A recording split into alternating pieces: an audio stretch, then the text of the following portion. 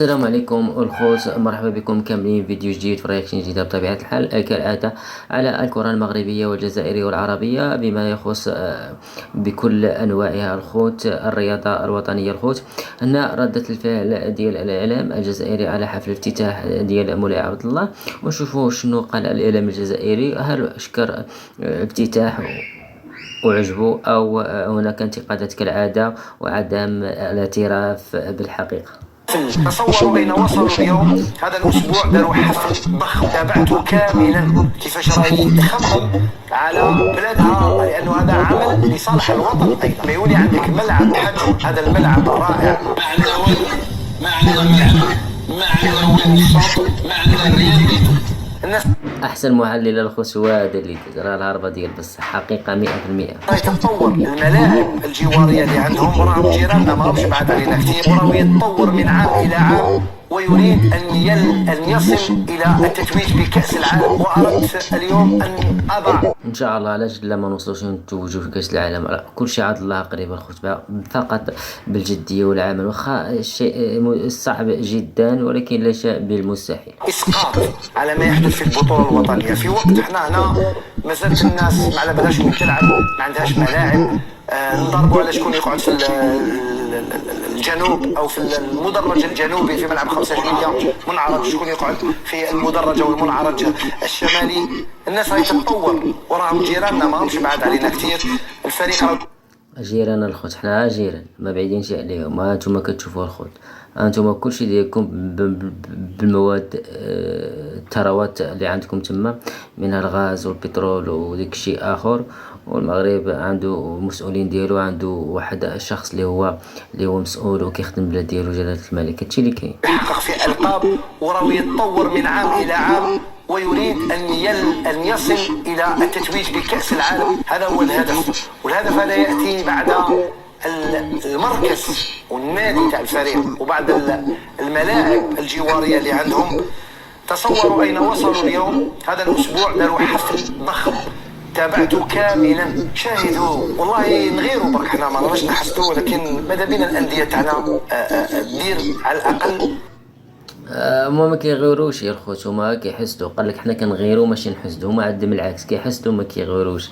هادشي اللي كتشوفوا من التصريحات ديالهم هذه غير كما بغاو يغطوا، كما نقولوا الشمس بالغربال.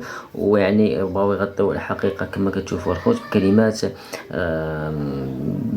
كنظن ان الاكثريه منها غير حقيقيه. كيبغي يبين بان الاعلام الجزائري اعلام جيد، وكيبغي يبين بان الشارع الجزائري عنده مواطنين حسن تجاه المغرب الخوت.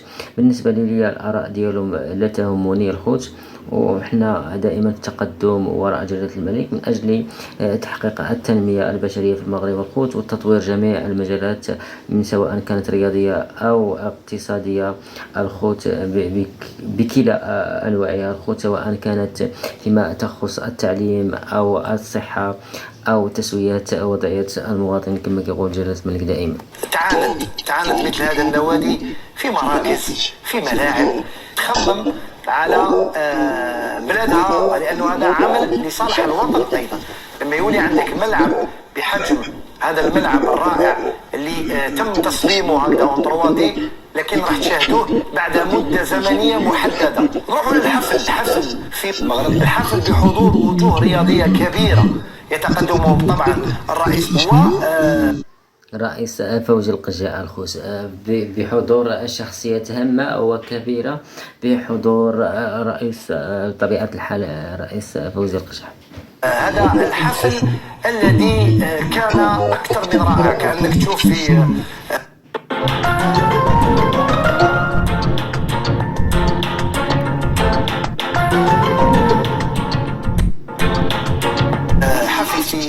مدينة كان، أو كأنك تشوف بحضور نجوم كبيرة. ستشاهدون الأسماء التي حضرت، ما نتكلموش على وزير الرياضة تاعهم والوزراء والمهندسين وأعضاء مجلس الإدارة وكيفاش شخصيات بارزة الخوت اللي كانت حاضرة في الحفل. راه ما يمكنش يدير بصح شخصيات غير معروفة الخوت اللي عندها وزن كبير في الدولة.